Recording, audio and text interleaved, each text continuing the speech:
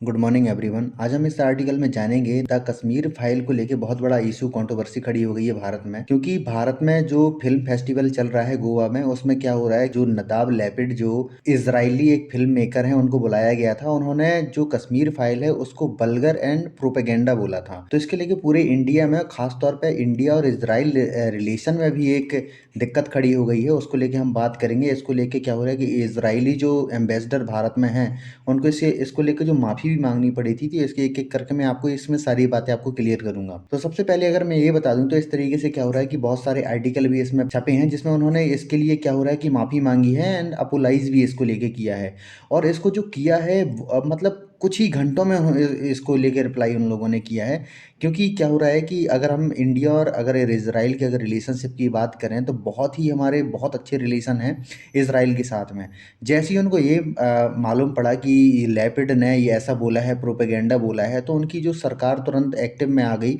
और वहाँ की बहुत सारी जो मीडिया है, वहाँ की मीडिया ने इसको लेके कहना शुरू कर दिया कि जो लैपिड है, जिस तरीके से उन्होंने गैर तरीके से उन्होंने बयान दिया है, उसको लेके हम माफ़ी मांगते हैं भारत से। जिस तरीके से उन्होंने, क्या हो रहा है कि इंडिया और इसराइल के जिस टाइप से रिलेशनशिप बढ़ रहे हैं, उसको लेके क्या हो रहा है, तो जब ऐसे कोई भी बयान आते हैं तो एकदम से क्या होता है कि हमारे और इज़राइल की जो पीपल टू पीपल जो मतलब अगर मैं इनकी बात करूँ तो बहुत अच्छी रेपुटेशन है, एक दूसरे की इज्जत करते हैं एक दूसरे के साथ में। लेकिन इस तरीके से अगर कोई भी इंसिडेंट होता है तो उससे क्या होता है कि पीपल टू पीपल जो कनेक्शन होता है उसको डैमेज लगता है। तो क्या हो रहा है कि अगर मैं इंटरनेशनल फिल्म फेस्टिवल की अगर मैं बात करूँ, तो ये 53वां गोवा में आयोजित किया जा रहा है। इसमें ये हुआ कि जो लैपिड है, लैपिड को एक जूरी मेंबर की तरीके से बुलाया गया था। इसमें क्या हो रहा था कि जो 5 जजेस थे और इसमें अलग-अलग देशों के लोग शामिल थे, इसमें एक इंडियन भी थे। तो इसमें ये होना था कि 15 फ़िल्में इनको दिखानी थी, तो 15 फ़िल्मों में से जो एक अच्छी फ़िल्म होगी, उसको लेके इसमें बात करनी थी। तो इसके लेके जब अंतिम फ़िल्म जब द कश्मीर फाइल आई, तो इन्होंने लैपिड ने इसको प्रोपेगेंडा बताना शुरू कर दिया। प्रोपेगेंडा बताया, ब्लॉगर बताया, इसको लेके है। तो मैं इसको लेके आपको वीडियो दिखाता हूँ। सबसे पहले आप वीडियो देखिए। Efforts and evoked vivid discussions. We were, all of us, disturbed and shocked by the 15th film, by the movie Kashmir Files, that felt to us like a propaganda vulgar movie, inappropriate for an artistic competitive section of such a prestigious film festival. I feel totally comfortable to share openly these feelings here with you on stage, since the spirit that we felt in the festival can surely accept also a critical discussion, which is essential for art and for life. Thanks a lot. तो अभी आपने जो video देखा उसमें जिस तरीके से उन्होंने लैंग्वेज यूज़ करी है, और क्या हो रहा था कि इंडिया में आके और इंडिया के ही मंच में और मतलब इंडिया की ही जो फिल्म फेस्टिवल जो आयोजित किया जा रहा है उसी के मंच में उन्होंने ये सब बोला है। तो इसमें अगर मैं ये बात करूँ कि, तो देखिए, द कश्मीर फाइल एक जो मूवी है, वो क्या हो रहा है कि जो कश्मीरी पंडित हैं, कश्मीरी पंडितों को लेके ये फिल्म बनी है। जिस तरीके से 1990 के बाद से वहाँ पे एक पलायन हुआ था, जिस तरीके से वहाँ पे बहुत सारे हिंदुओं को मारा गया था, उसको लेके ये फिल्म बनाई गई थी। और जिस तरीके से फ़िल्म बनाई गई थी, वो एक ऐसा थे कि जिस तरीके से सीन उसमें दिखाए गए हैं, एक रियल बेस्ड स्टोरी की तरह उसमें दिखाए गए थे। हुआ ये था कि अगर मैं इसकी बैकग्राउंड स्टोरी की अगर मैं बात करूँ, तो इसकी जो स्टार्टिंग होती है वो होती है 1979 से। 1979 में ये हुआ कि जो यूएसएसआर था, यूएसएसआर अफ़गानिस्तान में भिड़ा कि यहाँ के जो मतलब जो यहाँ के आतंक ख़त्म करने के लिए, यहाँ की ज़मीनी हथियाने के लिए, यहाँ पे जो रिसोर्सेज़ हैं उसको पाने के लिए। तो उससे हुआ ये कि इससे क्या हुआ कि जो यूएसए था, यूएसए को होने लगी दिक्कत। उन्होंने क्या हुआ कि पाकिस्तान को फंडिंग करनी शुरू कर दी। पाकिस्तान को जब फंडिंग करनी शुरू कर दी, तो उन्होंने कुछ पैसा तो लगाया अफ़गानिस्तान में, अफ़गानिस्तान के खिलाफ लड़े। वैसे आपने देखा होगा कि बहुत सारे क्या होता है कि आतंकवादी संगठन भी यहाँ से खड़े हुए थे। जैसे अल-कायदा है, जैसे मोहम्मद है, ये सारे जो आतंकवादी संगठन हैं इसी टाइम पे खड़े हुए थे। और एक इन्होंने पैसा यहाँ भी सप्लाई करना शुरू कर दिया। अगर मैं कश्मीर और पंजाब साइड की मैं बात करूँ, तो इस साइड भी इन्होंने पैसा जो सप्लाई करना शुरू कर दिया। इससे क्या हो रहा है कि यहाँ पे जो आतंक है, बहुत बहुत रैपिड तरीके से बढ़ने लगा था। जिससे क्या हो रहा था कि यहाँ पे जो हिंदू माइनॉरिटी रहती थी उनके ऊपर यहाँ के जो आतंकी थे, बहुत सारे इन लोगों को जो फंड वहाँ से आता था, तो इन लोगों को मतलब फंडिंग की वजह से जो वहाँ पे हिंदू माइनॉरिटी रहती थी उनके ऊपर अत्याचार इन लोगों ने करना शुरू कर दिया, जिससे वहाँ की रातों रात लगभग ये बताया जा रहा है, एक एस्टिमेट लगाया जा रहा है कि 5 लाख से 7 लाख लोगों को रातों रात वहाँ पे भगा दिया गया था।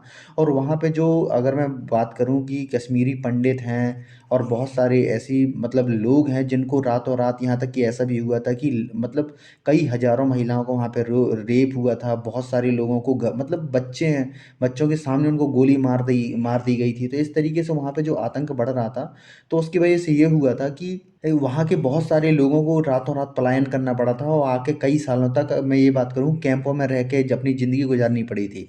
अगर मैं इसकी बात करूँ तो लगभग इसका जो टाइम ड्यूरेशन लगभग 32 साल से ज़्यादा हो चुका है, क्योंकि ये घटना, अगर मैं ये बात करूँ तो 90 उसके पहले या थोड़ी बाद के बाद की थी, जिस तरीके से कश्मीर में आतंक उस टाइम पे बढ़ा था। इसको लेके क्या हुआ कि जो विवेक अग्निहोत्री थे, विवेक अग्निहोत्री ने इसको लेके जो कश्मीर फाइल है, इन्होंने फिल्म बनाई थी। इनका ये कहना था कि इन्होंने बहुत सारे वो उन लोगों का इन्होंने इंटरव्यू लिया था जो उस घटना से सीधे संबंध रखते थे। उन लोगों का लगभग, इन्होंने ये कहना है इनका कि लगभग 700 ऐसे लोगों को उन्होंने इंटरव्यू किया, ऐसे लोगों से उन्होंने बातचीत की जो उस घटना से सीधे संबंध रखते थे। उसके बाद इन्होंने जो फ़िल्म है बनाई है, ये एकदम रियल घटना पे आधारित है।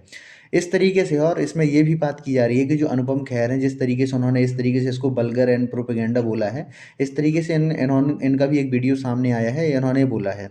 मतलब जैसे ही उन्होंने ये बयान दिया है, उसके बाद क्या होता है कि अगर मैं इज़राइली एनवॉय हैं, एकदम तुरंत एक्टिव हो गए, उन्होंने तुरंत इसके लिए माफ़ी माँगी। अगर मैं बात करूँ तो भारत के अनुराग ठाकुर जो हैं, सूचना एवं ब्रॉडकास्टिंग मिनिस्टर जो अनुराग ठाकुर जी हैं, वो इसमें शामिल थे। और इसमें हम ये भी देखते हैं कि इसमें G20, आज़ादी का अमृत महोत्सव, बहुत सारे लोगों हमें हमारी पहचान के इसमें लगे हैं।